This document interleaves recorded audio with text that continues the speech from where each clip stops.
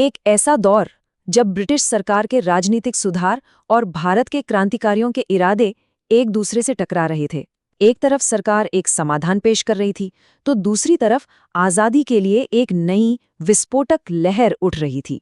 तो चलिए आज इसी उलझे हुए दौर की कहानी को परत दर परत खोलते हैं। और यही वो बड़ा सवाल है जो इस पूरी कहानी के केंद्र में है। क्या जो सुधार लाए गए वो वाकई में भारत के भले के लिए थे, या फिर उनके पीछे कोई और ही मकसद छिपा था? इस सवाल का जवाब हमें इतिहास के एक बहुत ही अहम मोड़ पर ले जाएगा। अच्छा, तो ये सुधार आए कहाँ से? देखिए, ये कोई अचानक लिया गया फैसला नहीं था। ये उस उबलते हुए असंतोष का नतीजा थे जो पूरे भारत में फैल रहा था। माहौल पहले से ही काफी गर्म था। सोचिए, एक तरफ 1905 में बंगाल का बंटवारा हो गया। लोगों को लगा कि ये तो सीधी सीधी फूट डालो और राज करो वाली चाल है। ऊपर से लॉर्ड कर्जन के दमनकारी नीतियों ने आग में घी का काम किया। और इसी बीच जब एक छोटे से एशियाई देश जापान ने विशाल रूस को हरा दिया, तो भारतीयों के अंदर एक नया आत्मविश्वास जागा कि यूरोपीय ताकतों को हराया जा सकता है। बस फिर क्या था? तिलक और लाला लाजपत राय जैसे नेताओं ने अब सिर्फ याचिकाओं की नहीं बल्कि सीधे स्वराज की मांग शुरू कर दी थी। तो इस बढ़ते दबाव और राष्ट्रवाद की इस उग्र होती भावना को काबू में करने के लिए ब्रिटिश सरकार एक जवाब लेकर आई। इसी जवाब को हम आज मॉडले मिंटो सुधार या भारतीय परिषद अधिनियम 1909 के नाम से जानते हैं। और यहीं से कहानी में एक बहुत बड़ा और कह सकते हैं कि एक बहुत विवादास्पद मोड़ आता है। बात है 1906 की। मुस्लिम कुलीनों का एक समूह, जिसे शिमला डेप्यूटेशन भी कहते हैं, वॉइसरॉय मिंटो से मिला और उनकी एक ऐसी मांग थी जो आने वाले भारत की राजनीति को हमेशा के लिए बदलने वाली थी। और वो मांग थी पृथक निर्वाचक मंडल की। सुनने में शायद थोड़ा मुश्किल लगे, पर इसका मतलब बहुत सीधा था। इसका मतलब ये था कि मुस्लिम वोटर सिर्फ मुस्लिम कैंडिडेट को ही वोट दे सकते थे। बस इसी एक विचार ने आने वाले भारत की राजनीति में सांप्रदायिकता के वो बीज बो दिए जिसकी फसल बहुत कड़वी होने वाली थी। तो देखिए, कागज पर लक्ष्य क्या थे और असल में हुआ क्या, इसमें जमीन आसमान का फर्क था। अंग्रेजों ने कहा कि हम ये सुधार नरमपंथियों को खुश करने और उग्रवाद को रोकने के लिए ला रहे हैं, लेकिन हुआ क्या? इसका ठीक उल्टा। राष्ट्रवादियों को कोई असली ताकत तो मिले नहीं और पृथक निर्वाचक मंडल की वजह से राजनीति में एक ऐसी दरार पड़ गई जिसने गुस्से और उग्रवाद को और भी ज्यादा भड़का दिया। और जब लोगों ने देखा कि इन आधे अधूरे सुधारों से कुछ नहीं मिलने वाला, जब उन्हें लगा कि अर्जियों और याचिकाओं का कोई फायदा नहीं, तो बहुतों को ये यकीन हो गया कि अब रास्ता बदलना पड़ेगा।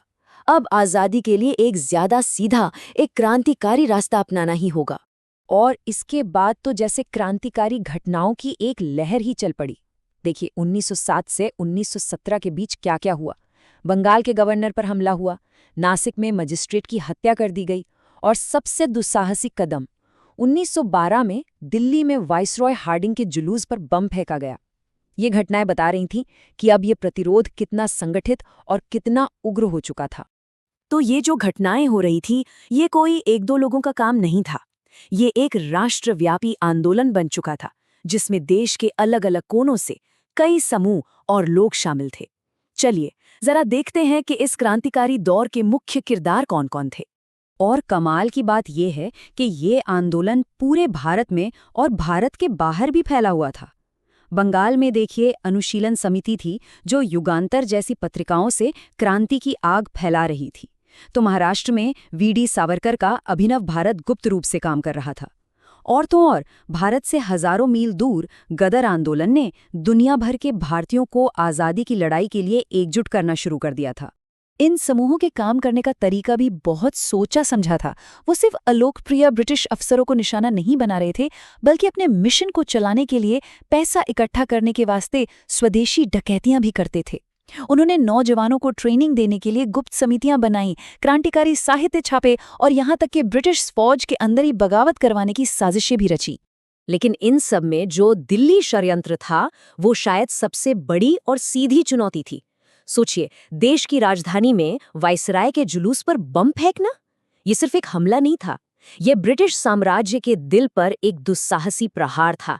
ये एक ऐलान था कि क्रांतिकारी अब किसी भी हद तक जाने के लिए तैयार है।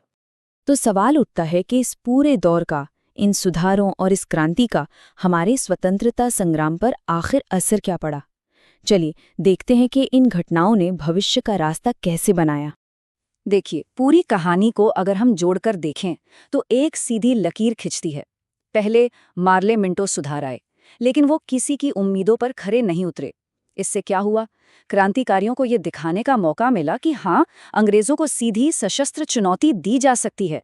उनके बलिदान ने लोगों को प्रेरित किया, लेकिन ये भी साफ हो गया कि सिर्फ कुछ लोगों की वीरता से आज़ादी नहीं मिलेगी। और फिर इसी मोहभंग ने आगे चलकर एक बहुत बड़े जन आंदोलन के लिए जमीन तैयार की। और यही इतिहास की सबसे दिलचस्प बात है कि कैसे एक दौर अगले दौर के लिए रास्ता बनाता है। क्रांतिकारियों ने अपने बलिदान से जो चिंगारी जलाई थी, जो चेतना जगाई थी, उसी को महात्मा गांधी ने एक राष्ट्रव्यापी अहिंसक आंदोलन की आग में बदल दिया। संघर्ष का तरीका भले ही बदल गया, पर मंजिल वही रही, पूर्ण स्वराज। तो आखिर हम इस पूरे दौर से सीखते क्या हैं?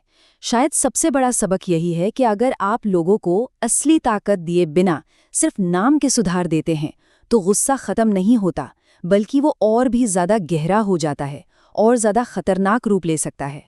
और आखिर में एक बड़ा सवाल जो ये दौर हमारे सामने खड़ा करता है। सुधार और क्रांति के इस जटिल रिश्ते को देखते हुए, क्या इतिहास में कभी-कभी ऐसे मोड़ आते हैं जब बदलाव लाने के लिए हिंसा ही आखिरी रास्ता बचता है? इस पर सोचिएगा जरूर।